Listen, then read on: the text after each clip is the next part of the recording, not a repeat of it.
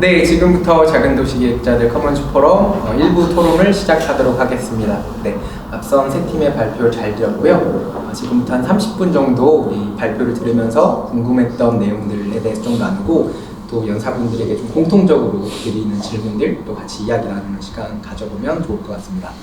그러면 먼저 뭐 발표하신 순서대로 제가 한번 질문을 좀 드려보도록 하겠습니다. 먼저 빌드 팀한테 한번 질문을 드리고 싶은 게 있는데, 사실 이 바우스앤바우스가 식당이잖아요. 근데 내가 이렇게 식당에 그냥 손님으로 찾아와서 돈을 내고 식사를 하는 것과 내가 정말 그 회사의 운영과 어떤 경영에 참여를 해서 내가 주주가 된다는 것은 좀 완전히 다른 층이라고 생각을 하는데, 어떻게 그렇게 단골 고객들을 시민 주주로까지 포섭할 수 있는지 좀 그 노하우나 비결 같은 것들이 좀 궁금합니다. 네, 뭐 특별한 기술이나 방법, 노하우가 있는 건 아닌 것 같고요. 네, 좀 시간이 해결해주는 부분들이 있는 것 같아요. 꾸준하게 뭔가를 좀 저희가 만들고자 하는 것들, 공간 운영에 대한 것들을 보여주는 게 제일 우선인 것 같고, 그 안에서 이제 공감하는 부분들은 각자마다 다 다를 것 같은데 그 부분들을 어떻게 좀 유지하고 그게 지속 가능할까에 대한 것들이 좀 확신이 들면 그때 이제 저희의 정말 주주가 되어주시고 하시지 않을까라는 생각이 들고요. 뭐 자연스러울 것 같아요. 이게 뭐 주주가 되셨다가 또 나가실 수도 있고 하는 것들이 그게 뭐 잘못되거나 어떤 실패하거나 이런 게 아니라 자연스러운 뭐 어떤 순환하는 과정 이런 게 필요하지 않나라는 생각이 들고 네, 뭐 특별한 방법은 없습니다. 뭐 그 한 가지 좀 더 궁금한 부분이 있어서 좀 질문을 더 드릴까 하는데, 어쨌든 이런 공공의 자산들을 활용하는 커먼즈의 방식 자체가 어떻게 보면 주변 상인분들이랄까 주민분들의 입장에서 좀 일종의 좀 특혜처럼 느껴질 수도 있겠다라는 생각이 들어서 좀 그런 민원들의 사례가 있는지, 혹시 그런 민원들이 들어왔을 때 좀 어떻게 좀 해결하는지, 논리들을 만들어가는지 그 과정들이 좀 궁금합니다. 저희 같은 경우에는 일단 비어있는 상업지역 안에 들어가 있었고, 그리고 기존에 없던 공간들, 콘텐츠들을 최대한 하려고 했었기 때문에 일단 기존 상인분들과의 마찰은 최소화했던 측면이 있었던 것 같고요. 그리고 지역 주민들 입장에서도 본인들이 이용할 수 있는 콘텐츠가 들어오니까 좋아해 주시는 분들도 있었던 것 같고요. 물론 이제 그런 오해라든지 뭐 이런 부분들은 충분히 있을 거라고 생각을 하는데, 마찬가지로 이제 시간이 좀 걸리는 것 같아요. 그런 오해도 당연히 있을 수 있다고 생각을 하고 받아들이고 이제 보여주는 게 필요한 것 같고요. 그게 진정성이 결국엔 가장 중요하지 않나라는 생각이 듭니다. 네, 알겠습니다. 네, 그럼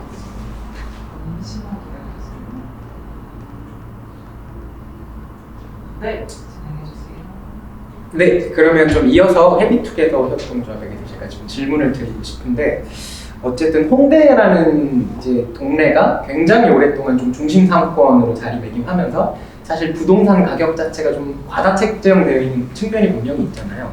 그렇기 때문에 이 건물을 매입한다고 했을 때 어떤 이 매입 시기와 어떤 적절한 물건을 찾는데 이게 과연 적정 가격인가, 이 타이밍에 매입하는 것이 맞는가, 이런 것들 결정하는 것들이 또 이해관계자도 많기 때문에 굉장히 복잡하고 어려웠을 것 같은데, 어떻게 딱 이 타이밍에 이 물건을 매입해야겠다는 어떤 계기나 뭐 혹은 그런 의견 수렴 과정 같은 것들이 있었을까요?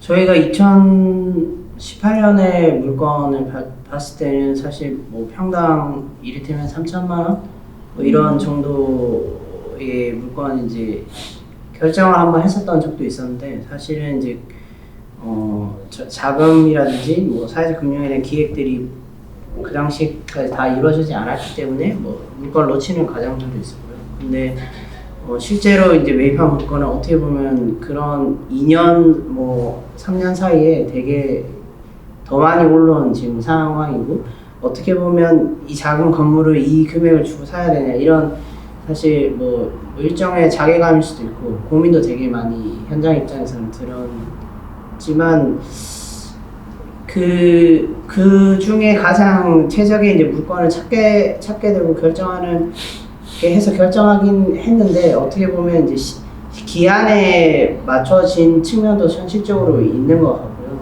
그리고 원래 앞서서 봤던 물건들이 그 이를테면 뭐 4시에 저희가 2시에 계약을 하려고 하는데 뭐 오전에 다른 뭐 강남에 이제 이 투자자 같은 분한테 이제 매각되는 실제로 사례도 있고 이렇게 눈앞에서 물건을 한 2번 놓친 경험도 있고 이렇게 하다 보니까 저희도 대단히 빠른 의사결정을 하게 될 수밖에 없었고요. 어떻게 보면 왜냐하면 이제 그 다시 되파는 것들을 상정하거나 아니면 그냥 그 건물을 구매해서 어떻게 보면 임차를 주는 방식의 하는 그 투자자나 이제 건물 사려고 하는 사람의 의사결정 속도가 저희는 이제 뭐 명도도 고민해야 되고 저희가 직접 사용해야 되고 또 공간에 충분히 지금 고민하는 것처럼 수익이 나올 수 있는 여러 가지들을 다 고려하고 현장 실사하고 이렇게 하다 보니까 속도가 되게 느린 거예요. 의사결정의 속도가. 또 여러 주체들의 의사도 물어야 되고 이러다 보니까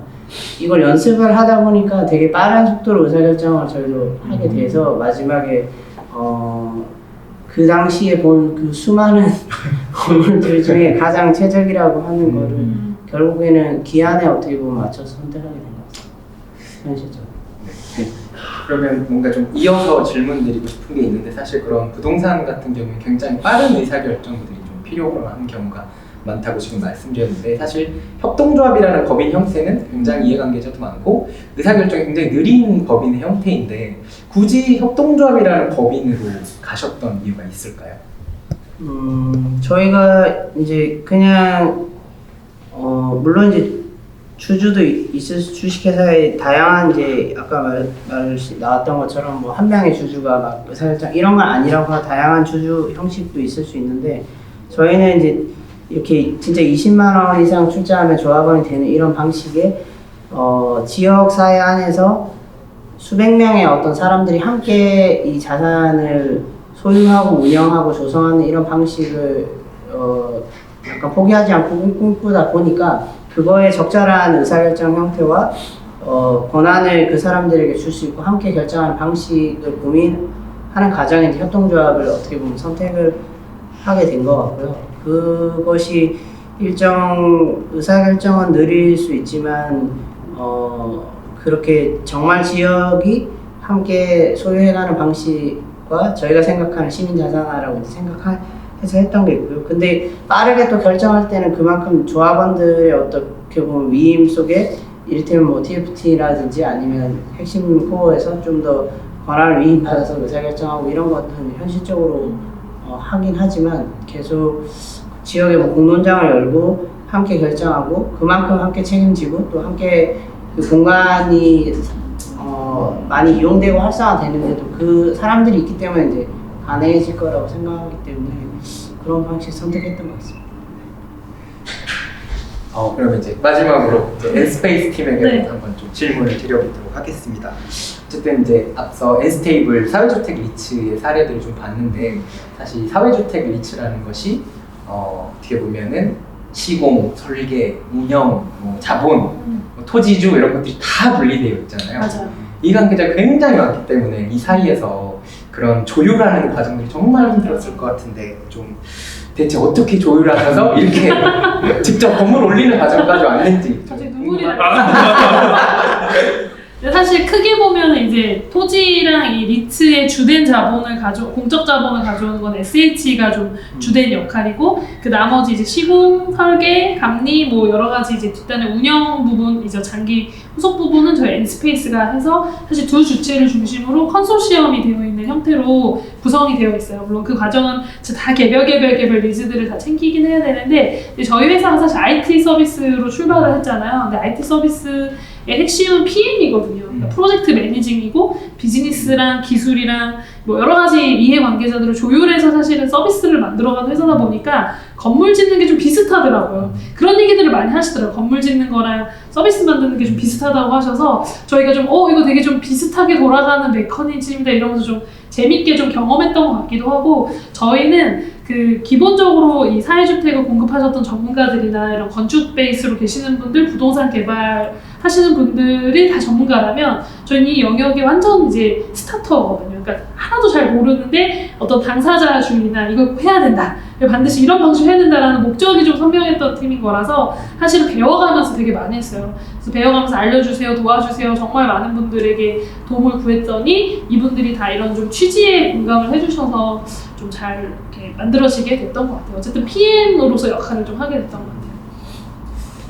그러면 또 2개씩 질문 드릴게요. 한 개 더 채워주세요. 드린다고 하면은 30년이라는 게 사실 굉장히 긴 시간이지만 또 언젠가는 또 30년이 끝나지 않겠습니까? 맞아요. 근데 어쨌든 30년이 지나게 되면 이제 운영권이 사라지는 것이고 그렇게 되면 사실 이런 30년의 역사가 어떻게 보면 좀 매몰될 수도 있겠다라는 생각이 그렇죠. 드는데 혹시 그냥 단순히 그게 그냥 매몰되고 끝나는 것이냐 아니면 30년 뒤를 좀 염두에 두시고 짜고 계신 플랜 같은 것들이 있으신지 좀 궁금합니다. 그러니까 해크니는 왜 100년인데 30%밖에 안 되나?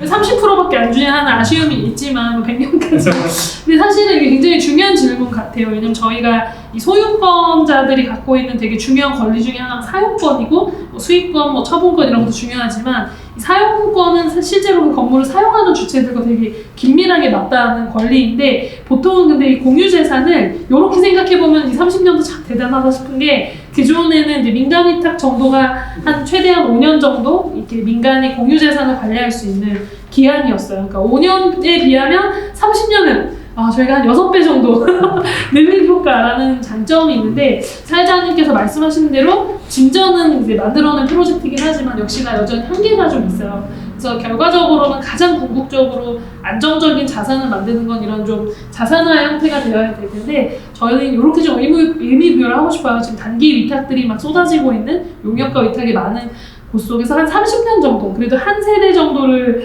만들어낼 수 있는 사용 경험들이 그래도 좀 많아지면 요 경험들이 또 이제 축적이 돼서 또 그 다음에 이제 한 50년 텀들의 사업들이 나올 거고 그 경험들이 좀 축적되면 우리도 언젠가는 100년 뭐 아니면 아예 그냥 1000년 정도 네가 관리해라 이렇게 하는 그런 문화가 좀 생기지 않을까에 좀 시작점이지 않나 이렇게 봐주시면 좋을 것 같아요. 감사합니다. 네, 그러면 좀 연사분들께 좀 공통으로 드리는 질문도 좀 나눠보면 좋을 것 같은데 이 부분은 저희 그 문순규 작은도시기획자 이장님께서 한번 공통 질문을 드리면 좋을 것 같습니다. 같이 얘기해 주시면.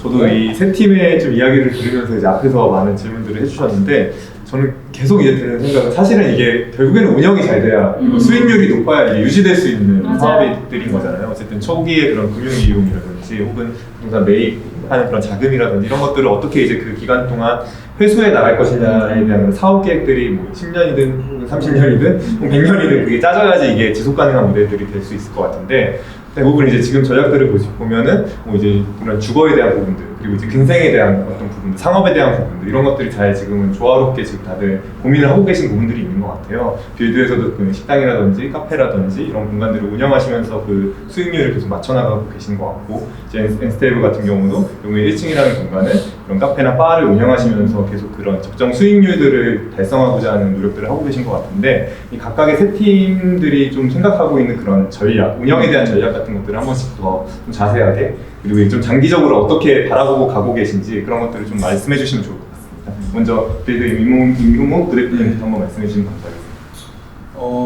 아까 뭐 발표 때도 잠깐 말씀드렸다시피 저희는 저희 사업에 필요하다는 생각에서 이게 이런 방식의 자산화도 고민을 했던 거고 커먼즈의 방식들 이런 것들을 고민을 계속 하고 있는데요. 대안적인 어떤 자본이 없는 청년들이나 어떤 그런 시민들이 무언가를 한다고 했을 때 특히 공간 기반의 어떤 사업이나 활동을 한다고 했을 때 목돈이 들어갈 수밖에 없고 그런 큰 돈을 어떻게 마련할 거냐에 대한 고민이 있게 되는데 그때 자금 조달의 수단으로서 기존의 금융권에서 대출받는 것 이외에 어떤 지역 주민들이라든지 그런 사업을 지지하는 분들의 어떤 투자를 받는 것들이 되게 초기 그 사업 비용을 조달하는 데 있어서 되게 중요한 역할을 할 수 있다라는 게 일단은 가장 크고요. 그래서 할 수 있으면 받는 게 제일 좋다라는 생각이 들고 근데 이제 단순히 그거에 그치지 않고 그런 투자해주신 분들한테 어떤 리워드가 간다든지 어떤 뭐 주인 의식 일종의 그런 것들을 갖게 된다든지 오너십을 이제 갖게 되면 그게 또 사업의 지속성에도 바로 연결이 되는 것 같아요. 그래서 저희의 어떻게 보면 충성 고객이 되어주시고 홍보도 해주시고 어떤 좀 잘못된 부분이나 부족한 부분이 있어도 이야기해 주시고 그걸 고쳐나갈 수 있게 해주시고 그 안에서 또 신뢰가 쌓이면 이용을 또 해주시고 근데 이런 과정들이 사실 서울이나 어떤 이런 뭐 자본이나 아니면 이제 뭐 그런 것들을 기반으로 공간을 운영하는 데 있어서는 되게 치열하게 경쟁을 해서 그 경쟁에서 도태되면은 바로 뭐 문을 닫거나 할 수 있는 부분이 있을 수 있는데 저희는 이제 그런 부분들에 있어서 계속 소통을 하고 연결고리를 만들어 놓다 보니까 아까 말씀드렸다시피 이게 좀 잘 안 될 때도 당연히 있잖아요. 그때 좀 힘을 받을 수 있는 어떤 안정적인 어떤 기반을 좀 만들 수 있는 역할을 하는 것이 아닌가. 그래서 그런 부분에서 지방 도시, 그러니까 서울 이외로 갈수록 더 그런 큰 욕구들이 있는 것 같아요. 그래서 그것들을 연결 지점을 잘 만들어서 하는 것이 저희 어떻게 보면 뭐 전략 아닌 전략인 것 같고요. 그 안에서 제일 중요한 건 근데 기본에 충실해야 되는 거는 맞는 것 같아요. 그 공간이 가지고 있는 역할, 음식점은 음식을 일단 잘 만들어야 된다는 거. 아무리 그런 이상적인 어떤 소유 구조나 이런 것들을 만드는 것은 지속 가능하기 위한 수단으로서 필요한 거고 공간의 역할이나 콘텐츠의 역할들은 적어도 어느 수준 이상은 만들어야 된다는 거. 그 안에서 신뢰는 일단 쌓아놓고 시작해야 된다는 거. 그게 되면은 그 주민들이 이용을 안 할 이유가 없어질 것 같아요. 네. 그래서 그런 측면에서는 네, 전략적으로 네, 접근을 하고 있습니다. 혹시 뭐 그런 좀 경험 없으신가요? 어쨌든 운영자의 또 관점이랑 이거를 실제로 이용하시는 사람들의 관점 충돌하는 부분들이 분명히 있을 것 같은데 그분들이 실제 의사결정의 어떤 과정에 참여하셨을 때 이게 운영자의 입장에서 뭔가 운영이 어렵다거나 그렇게 하면 안 될 것 같은데 이런 이제 생각들이 분명히 드는 순간들이 있을 것 같아요. 네. 그럴 때는 혹시 어떻게 좀 극복을 해나가시나요? 이제 저희도 이제 저희가 조금 생각하는 방향은 뭐 여러 방식이 있겠지만 협동조합의 방식도 있고 주식회사의 방식도 있지만 저희가 주식회사의 방식을 선택한 거는 아직은 우리 사회에서 그런 경험들이 많이 부족하기 때문에 누군가는 책임지고 끌고 가는 게 필요하다는 생각은 들거든요. 이제 특히나 이제 상업 공간, 경제적 가치를 어느 정도는 유지해야 돌아갈 수 있는 구조가 되는 공간들은 그게 더 필요하다고 생각을 하기 때문에 저희는 진짜 상업 공간 어떻게 보면 이제 경제적 가치를 최대한 끌어올려야 되는 그런 공간들일 수 있는데 그러다 보니까 저희가 어떤 주식회사를 만든다고 했을 때도 어느 정도 지분을 가지고 끌고 가는 책임을 가지고 가려고 하고 그랬을 때 주주분들이나 뭐 주민분들이 다양한 의견을 주실 수 있는데 그 부분에 있어서 동등한 어떤 의사결정 권한을 갖는 게 아니라 어떤 저희가 방향을 일단 세우고 그 안에서 도움이 될 것들을 같이 취합을 하고 저희가 바꿔야 될 것들은 의견을 듣는 수준에서 하는 모델인 것 같아요. 그래서 저희 사례가 이제 뭐 정답이 당연히 아니니까 이런 방식으로 한번 해보는 게 필요하다는 생각을 했던 거고 어찌되었던 우리 사회가 자본주의 사회인 거고 그 안에서 가장 손쉽게 확산할 수 있는 모델은 자본주의 사회 안에서 일반적인 형태의 조직 형태로 한번 해보는 게 필요하다는 생각이 있었고 그래서 조금 실무적으로 어려운 부분이 있지만 주식회사 방식을 한번 모집을 했던 것 같아요. 네, 그렇습니다. 네. 헤비투게더에서도 아마 이제 비슷한 좀 고민들을 많이 하고 계실 것 같아요. 이게 결국에는 어떻게 이제 운영을 할 것이냐가 가장 큰 이슈일 것 같은데 혹시 그거에 대해서 요즘 최근에 어떤 이제 논의들이 일어나고 있는지 한번 말씀해 주시면 좋을 것 같습니다. 네, 저희는 뭐 현재로서는 한 10% 정도의 뭐 저희의 순자산, 자기자금 이런 걸 생각하고 나머지는 어떻게 보면 이제 융자 부채일 수 있기 때문에 가장 많이 이제 비용으로 산정되는 게 어떻게 보면 이자와 이제 이 자금의 어떤 뭐 상환 방식에 따른 원금일 수 있고 그런 것들이 가장 큰 부분이라고 생각하는데요. 그런 부분에서 저는 여기 사실 계신 분들과 또 자원도시 기획자들의 수많은 잘 실제로 하고 계신 분들한테 도움도 받고 싶고 또 저희가 계속 배워나가야 되는 과정이라고 생각을 기본적으로 하고 있고요. 그런데 이제 그래도 이제 저희가 가지고 지금 현재 고민은 소유는 이제 조합이 하는데 저희가 이제 자회사로 어쨌든 만든 주식회사 커먼즈가 있고 또 그 주식회사 커먼즈가 공간 운영과 비즈니스에 있어서는 좀 더 전면에 등장해서 거기에 실질적으로 저희가 아까 배우고 뭐 도움받고 실제로 역량 있는 주체들을 조금 결합시켜서 콜라보시켜서 공간 운영에 관련해서는 이제 임차로 주는 공간 외에 실제 직접 사업 수익을 내려고 하는 공간은 좀 주식회사 커먼즈를 활용해서 하려고 하는 부분이 한 가지 있고요. 그리고 그래도 조합 방식으로 저희가 이렇게 지역 안에서 로컬 안에서 수백 명의 이제 2차 펀딩도 하겠지만 그런 조합원들이 기본적으로 이제 관계 속에서 저희가 아까 말한 기본 충실하는 것들은 계속 더 어떻게 보면 예리하게 만들어 가야 되는 부분이 있는데 여전히 또 강점은 그런 지역의 조합원이자 또는 지역의 다양한 주체들이나 지역 주민들의 어떤 니즈를 반영한 공간을 계속 이제 공간을 짠하고 만들어서 처음에 하지만 공간을 계속 변해갈 수 있고 업종이나 뭐 여러 가지 그걸 반영한 것들로 계속 만들어갈 수 있다고 생각하기 때문에 그런 부분에서 충실히 또 지역의 욕구를 반영하면 좀 그런 부분들이 계속 나아지는 방식으로 가지 않을까 이렇게 생각하고 지금은 구상하고 있습니다. N스페이스, N스테이블 같은 경우도 아마 또 네. 비슷한 고민을 하고 계실 것 같아요. 네. 여기도 지금은 사실 카페, 뭐 맞아요. 바를 운영하고 계시지만 사실 30년 동안 어떻게 될지 모르는 거잖아요. 어떻게 공간이 바뀔지도 네. 모르고 뭐 맞아요. 식당이 될 수도 있고 그럴 수 있죠. 어떤 용도가 될지 모르겠지만 네. 그런 거에 대해서 어떻게 이제 네. 유연하게 대응해 가실지 네. 그런 것도 한번 말씀해 주세요. 사실 이제 운영 전략질이랑 같이 연결해서 좀 말씀을 드리면 사실은 요 건물 하나를 보통 요 6층 정도 꼬마 빌딩 정도 규모 건물을 개발하고 일반 그 건물주분들이 기대하는 예전 수익률은 한 5에서 7% 네. 되었지만 요즘 시장 상황이 또 코로나 때문에 테넌트를 구하기가 너무 어렵고 공실도 많아져서 거의 뭐 3%원대로 내려갔다고 하더라고요. 근데 저희가 적정 비용으로 주택이랑 오피스랑 근생을 돌리고 저희가 최대치로 돌렸을 때 이 리츠, 공공형 리츠에서 나오는 저희들의 기대 수익률은 한 2.5% 정도거든요. 굉장히 시장에서는 말도 안 되는 수익률이지만 마이너스는 아닌 약간 잠재적이고 지속적인 성장형 모델로 만들었다 보니까 저희가 무리하게 운영을 하지 않아도 되는 모델이에요. 그러다 보니까 카페나 바나 뭐 어떤 컨텐츠를 가진 분들이 사실 오더라도 부담 없이 운영하는 구조를 이제 만들어 놓은 사례인데 이게 가능한 이유는 사실 저희가 이 엄청 비싼 땅에 있는 건물이 공유재산이었기 때문에 가능한 부분이 있어요. 근데 저희가 좀 갖고 있는 전략은 뭐냐면 그러니까 내일 저희가 데이2가 조금 민간에서의 그런 케이스이신데 저는 오늘 좀 공공 섹터에 온 이유가 공공이 보유하고 있는 토지와 부동산이 진짜 많잖아요. 그리고 그게 뭐 청사나 여러 가지 주민 편의시설, 시민 편의시설로도 만들어지기도 하지만 기부 체납받고 잘 안 쓰여지고 있거나 좀 방치되어 있는 데도 많거든요. 사실 저는 이렇게 좀 원가를 좀 절감하는 형태의 부동산을 갖고 오면 그거를 약간 저희 같은 기업은 사실 이거를 수익 사업으로 전략을 삼진 않고 어떤 좀 모델링, 이런 샘플링 그리고 브랜드를 확장하는 이런 용도로 바라보기 때문에 높은 수익률을 바라보지 않거든요. 그러니까 기업이 사회공헌으로 들어올 수 있다는 얘기예요.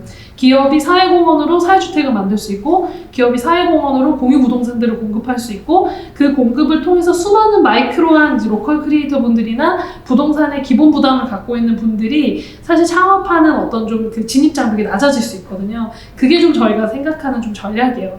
모두에 말씀드렸다시피 저희는 플랫폼 회사이기 때문에 저희 플랫폼이 잘 되려면 저희 플랫폼에 들어와 있는 수많은 작은 공간 운영자들이 생존하실 수 있어야 되는데 이번에 코로나가 되게 심했을 때 정말 다 망할 뻔했던 시절이 있었어요. 그걸 보고 저희가 더 확신을 했죠. 그러니까 커먼즈 방식으로 개발되는 부동산들이 많아져야 된다. 모든 부동산들이 커먼즈로 개발될 수는 없지만 어느 정도 수익형도 필요하지만 그래도 좀 이렇게 방치되어 있거나 좀 가치가 좀 저평가된 곳들은 우리 커먼즈 디벨로퍼들이 들어가서 이렇게 장기로 저수익으로도 괜찮게 돌아가는 상품들을 많이 좀 만들어주면 되게 소상공인들이나 크리에이터들이 지속 가능하게 그들이 원하는 걸 자기다움을 발휘할 수 있다. 이게 좀 저희가 생각하는 전략이고 N스테이블 1호점은 그런 의미에서 조금 그런 형태의 실험들을 계속 할 수 있는 조건을 스페이스 클라우드 팀이 계속 서포트를 하면서 가야죠. 근데 여기도 주택이 들어있기 때문에 그렇게 크게 마이너스가 나올 수가 없어요. 그런 구조가 또 서울이기 때문에 좀 가능할 수도 있어요. 주택에 대한 수요가 높은 그런 전략을 좀 가져가 보려고 합니다. 결국에는 주택이나 뭐 업무 시설 같은 그런 이제 좀 안정적으로 캐시카우가 될 수 있는 네. 것들을 같이 복합화하면서도 복합화하면서 굉장히 계속 같이 맞습니다. 결합되는 구조가 한 10에서 15% 정도가 실험할 수 있는 스페이스인 것 같아요. 어차피 딱 10에서 15%가 공실률이잖아요.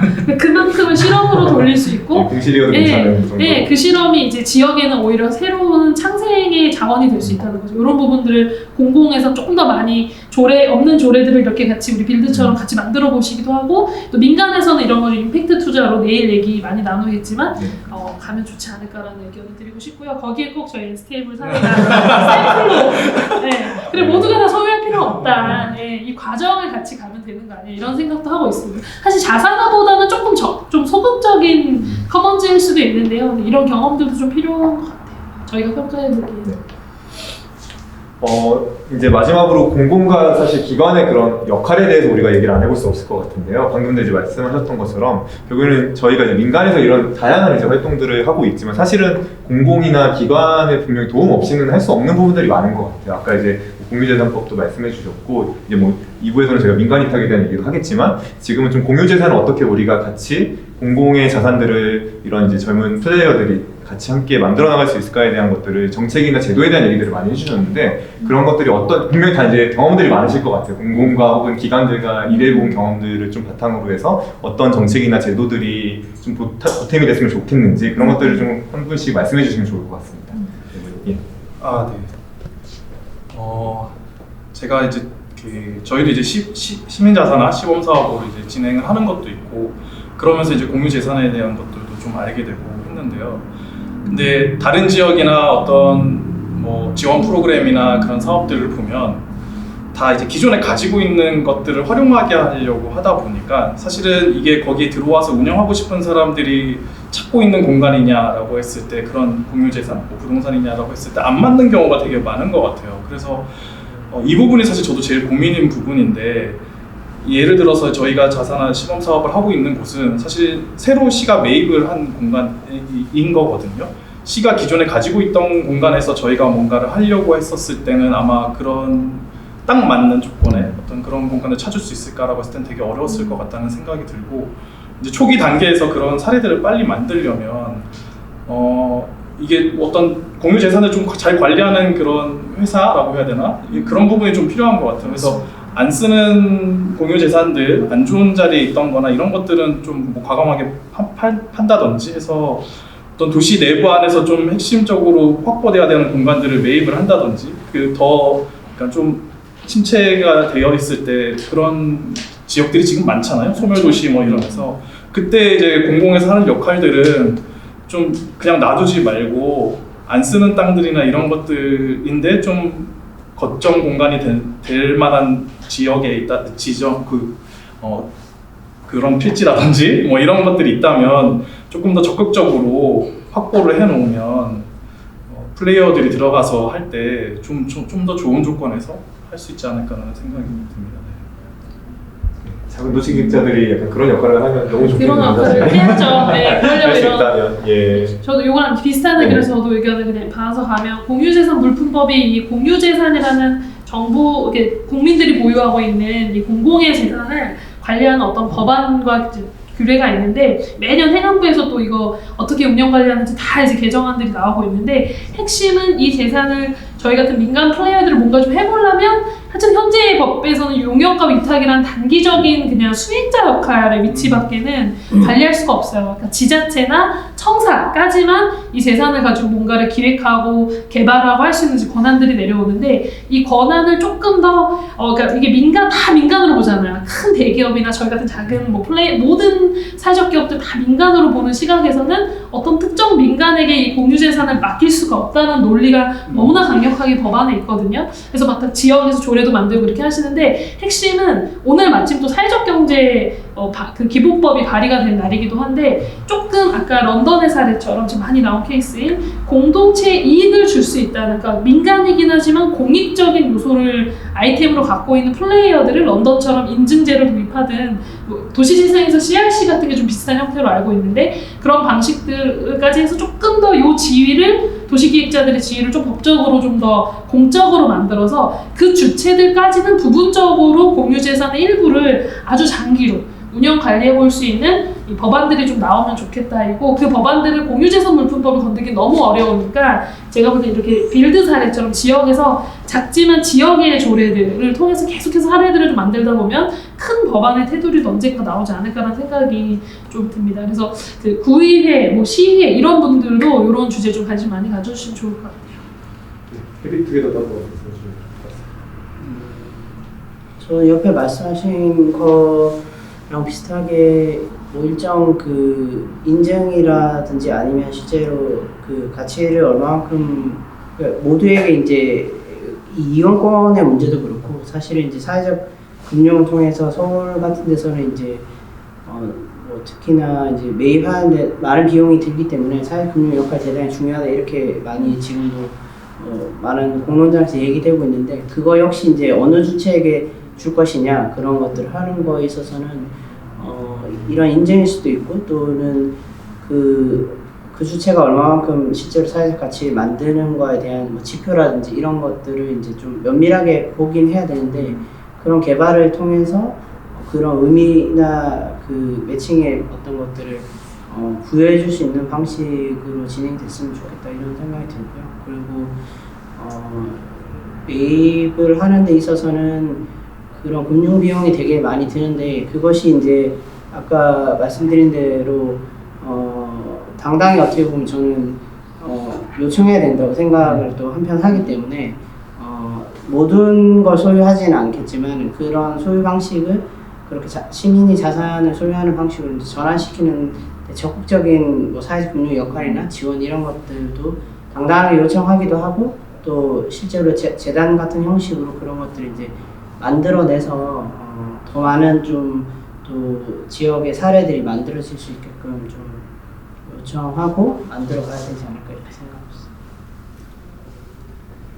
네, 그러면 이것으로 1부 토론은 마치도록 하겠고요. 네, 잠시 후 2부 시간에는 저희가 공공의 자산들을 민간이 민간이탁 방식이나 혹은 용역 방식으로 커먼즈로 개발하여 다시 주민들에게 돌려주는 그리고 그 과정에서 어떤 틀과 한계를 깨기 위해 노력들을 하고 있는지 좀 사례를 들어보도록 하겠습니다. 네, 감사합니다.